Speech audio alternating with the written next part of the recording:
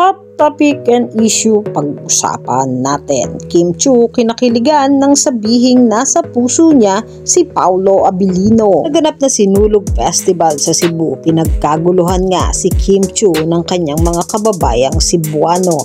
Sa parade float pa lang ay rinig na ang hiyawa ng mga tagahanga ni Kim.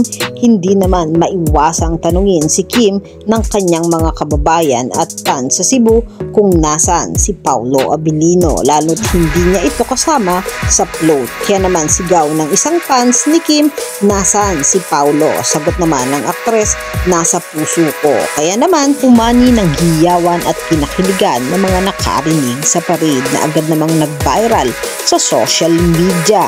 Bagamat hindi naman magkasama ang Kim Pao dahil sa magkaiba nilang schedule, hindi pa rin maiwasan hanapin ng mga tagahanga nila ang bawat isa na nangangahulugan lang.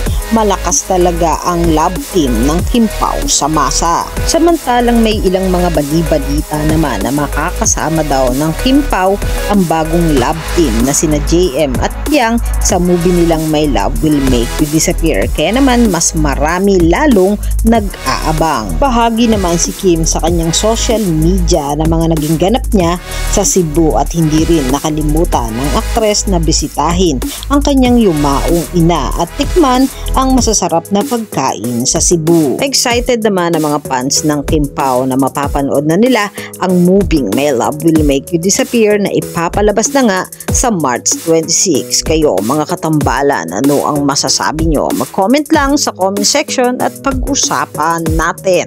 Yan ang mga hot topic and issue dito lamang sa Tambalang JK.